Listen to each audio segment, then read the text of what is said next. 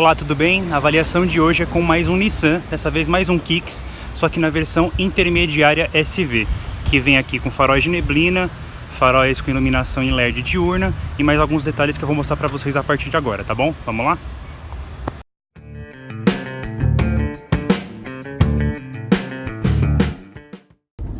O Nissan Kicks SV CVT, ele vem com a mecânica 1.6 de 114 cavalos de potência máxima e 15,5 kgfm de torque. O interessante aqui é que esses valores de ficha técnica são alcançados tanto com etanol quanto com gasolina, coisa que é pouco comum. Normalmente, quando a gente pega uma ficha técnica de um veículo flex, a potência com gasolina e o torque são ligeiramente menores. E aqui no caso, exatamente iguais. O que é interessante desses números é que, apesar de parecerem pouco assim para um carro do porte que é o Nissan Kicks, você não sente uma falta de potência, você não sente falta de força de um veículo no uso urbano, por exemplo. E isso também é uma grande quem ajuda muito, uma grande qualidade do conjunto é o câmbio CVT, que simula 6 marchas aqui no caso. Esse câmbio, ele tem um funcionamento muito bom, ele consegue deixar o veículo sempre com torque muito bom em baixas rotações, que não faz com que você precise acelerar muito. Não é um carro que você vai dirigindo ele e percebe que ele está sempre em altas rotações. A gente não percebe isso dirigindo ele na cidade. Como ele é um carro que tem pouca potência, pouco torque, você percebe isso um pouco mais em trajeto de estrada, que você vai perceber que em altas velocidades ele vai estar com a rotação um pouco acima do que você já está acostumado com outros modelos. Mas, do contrário, é um carro que você anda na cidade, ele não sofre para pegar subidas íngremes e também não sofre em ultrapassagens. Mas se estava tudo muito bem até então, a gente falando de desempenho, conforto, o carro não sofre em subida, ele anda bem, perfeito. Só que quando a gente entra no mérito do consumo, as coisas começam a ficar um pouco mais complicadas. Isso se dá pelo consumo elevado do Kicks com etanol no tanque. Na nossa avaliação anterior, o Kicks também apresentou uma média em torno de 4 km por litro, 4 e pouquinho. E aqui a gente fez novamente o abastecimento do veículo no mesmo posto. Na verdade, quem abasteceu foi a Nissan. Eles têm um posto credenciados dele aqui em São Paulo, que eles abastecem a frota de testes. Mesmo modelo de veículo, o Nissan Kicks, com a mesma configuração, motor e câmbio iguais. Não tem diferença aqui, todos os Nissan Kicks vêm com a mesma motorização. Até a diferença é só no câmbio da versão de entrada, que tem uma opção de câmbio manual. E também abastecido no mesmo posto. Tudo igual, mesmo padrão, mesmo trajeto de teste, a gente sempre faz o mesmo trajeto para avaliar os veículos, e o consumo idêntico. Idêntico não, bem próximo na verdade. Lá, se eu não me engano, deu 4,5 km por litro, e aqui o consumo de 4,8 km por litro com etanol no tanque. Para mim é um consumo muito alto para um veículo desse porte. Não conheço nenhum outro veículo da categoria que tenha um consumo tão elevado. Você pode pegar um Renegade, um HR-V, pode considerar que eles não são da mesma categoria, não importa.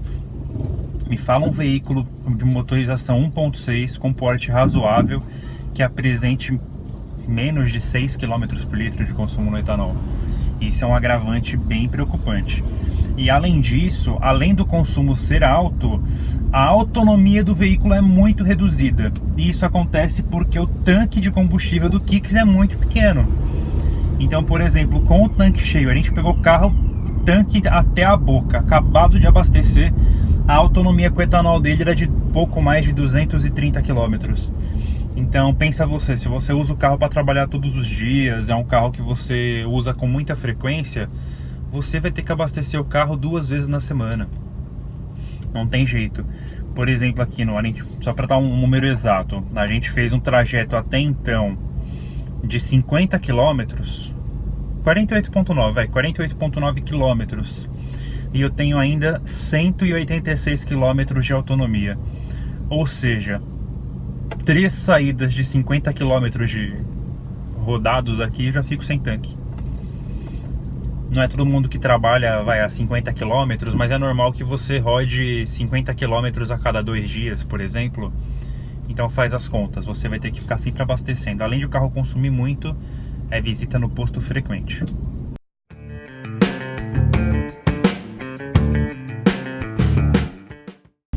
Assim como na avaliação da versão S, essa versão SV, que é a intermediária do Kicks, ela repete a qualidade da suspensão.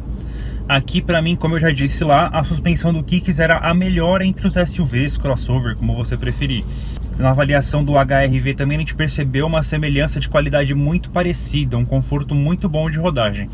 E aqui na versão SV, claro, não tem nenhuma alteração, qualidade da suspensão igual. Conjunto MacPherson na dianteira, eixo de torção na traseira, uma calibração muito boa para quem roda na cidade, filtrando muito bem as imperfeições da pista e proporcionando com que você rode sem nenhuma preocupação e sem ficar balançando o tempo todo. Dirigiu aqui, conforto, difícil você encontrar um carro tão confortável quanto esse aqui na mesma categoria, a não ser o HR-V. Os freios também não sofrem nenhuma alteração nas suas características aqui nessa versão. Ele permanece o conjunto de disco ventilado na dianteira e tambor na traseira. O sistema ele conta com ABS e controle eletrônico de estabilidade, controle de tração também. É um carro bastante completo. E para quem dirige como eu aqui, um veículo automático, freando com a perna esquerda, também sem maiores preocupações. A posição do pedal de freio é bem centralizada em relação ao volante, então você não precisa ficar torcendo o corpo para poder frear. Se você também freia com o pé direito, também não tem problema. Do lado esquerdo aqui tem um apoio de pé para sua perna esquerda descansar enquanto você dirige, e a posição dos pedais é excelente. O veículo freia com segurança, em nenhum momento ele apresentou uma situação em que a gente se sentiu inseguro de dirigir. Também é um freio em que o pedal não tenha uma folguinha, porque é muito comum que em alguns veículos o pedal do freio você pise e ele tem uma folguinha até ele começar a atuar.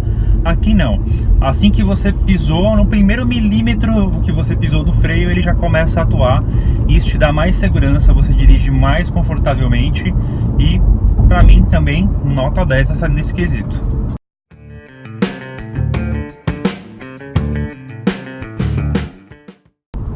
Essa versão intermediária SV ela tem algumas diferenças com relação aos equipamentos, quando nós comparamos com relação àquela avaliação que eu fiz sobre o Kicks na versão S.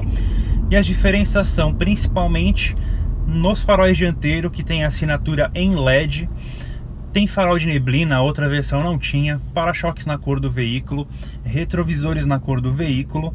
Aqui a central multimídia é a mesma, com a possibilidade de conexão via Android Auto e Apple CarPlay. Ele também vem acoplado com câmera de ré, sensor de estacionamento. E aqui, como um opcional instalado nessa versão, não é um item de série, na versão SV é um opcional, bancos em couro.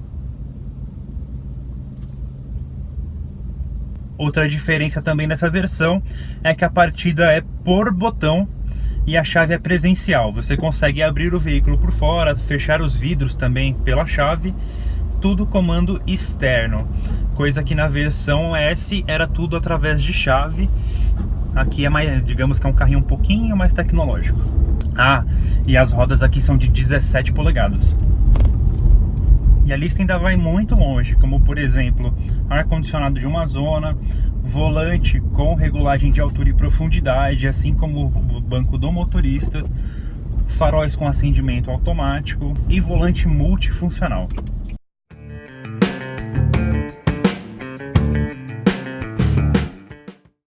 Bom, o que poderia ser melhor aqui no Nissan Kicks não difere muito do que eu já falei na versão S.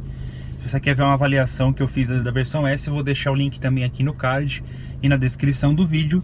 Mas vamos lá, umas coisas que eu percebi aqui. Embora a central multimídia seja muito boa e a qualidade do som seja muito bom, ela tem uma característica que atrapalha um pouquinho a gente em um dia ensolarado, por exemplo, que é a tela, ela não é fosca. E ela, sempre que quando você tem uma incidência de sol nessa posição, ela acaba refletindo no seu rosto e você acaba não enxergando o que está apresentando na central. Então, se você estiver utilizando o GPS, isso vai acabar fazendo com que você não veja as instruções aqui do GPS.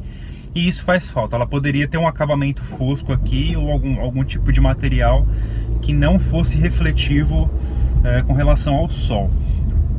Uma outra coisa que poderia ser melhor aqui é que ele tem computador de bordo, mas apesar do computador de bordo ser relativamente completo, falta uma função que para mim é vital em veículos mais novos, digamos assim. E essa função que falta é a possibilidade de velocímetro digital aparecendo. Você tem espaço suficiente aqui na tela para mostrar um velocímetro digital e aqui não tem. Ele tem basicamente aqui 3 informações, que a parte superior você mostra qual é o consumo instantâneo numa barra que enche e esvazia, mostrando como está a sua aceleração e aquele consumo imediato. A central, onde mostra as informações de consumo, por exemplo, essas 2 primeiras você pode ou ocultar a parte inferior. Na parte de baixo você pode ver quantos quilômetros você rodou, as informações de trip, basicamente isso, não tem muita informação. E na inferior a informação de quanto de combustível você ainda tem. Um pouquinho abaixo você tem o odômetro, qual marcha que você escolheu aqui e a sua autonomia. Enfim, aqui com certeza tem espaço para você usar um velocímetro digital, e isso faz falta porque a gente roda em cidades onde as velocidades mudam muito, e ter um controle preciso de velocidade é muito importante para que você dirija de maneira segura e sem andar acima do limite para não levar multa. Então eu acho que isso é uma coisa que faz falta. Uma outra coisa que faz falta também é que esse computador de bordo, ele tem 2 controles. Um controle lateral, num botão onde você muda as funções, e também aqui na parte central, um botão que você troca as informações de trip. Então são 2 funções para trabalhar na mesma região, em botões separados. Para mim isso confunde. Uma outra coisa também que poderia ser um pouquinho melhor, com certeza, é a questão de consumo de combustível. 4 km e pouquinho com etanol é um valor muito alto, muito alto. É muito combustível gasto para uma autonomia tão reduzida. Digamos que se o carro fizesse esse mesmo consumo, mas te desse uma autonomia de mais de 300 km, o tanque, sei lá, seria de 60 litros, por exemplo. Não fiz a conta aqui, mas um exemplo, 60 litros o tanque. Você rodaria muito mais, você iria perceber o gasto quando você fosse abastecer, mas você abasteceria o veículo muito menos vezes do que abastece aqui. Então isso acaba meio que, digamos assim, enganando o motorista. Fala assim, o seu carro bebe pouco ou ele tem uma autonomia grande? A autonomia grande é você tem um tanque de gasolina grande, um tanque de combustível grande, na verdade, que você roda muito com aquele combustível. Só que quilômetro a quilômetro ele bebe bem. E aqui não, ele bebe bem e roda pouco com o combustível que tem no tanque. Então isso é uma coisa que faz falta. E acredito que para finalizar os detalhes aqui do Kicks, uma outra função que falta também é a possibilidade de trocas manuais aqui do câmbio. Ele não tem possibilidade nenhuma. O câmbio na manopla ele tem marchas fixas. A única diferença é que ele tem uma função L que trabalha com as marchas reduzidas para evitar que façam trocas, por exemplo, para você enfrentar um alagamento, uma função básica que você pode enfrentar em grande cidade como função L aqui.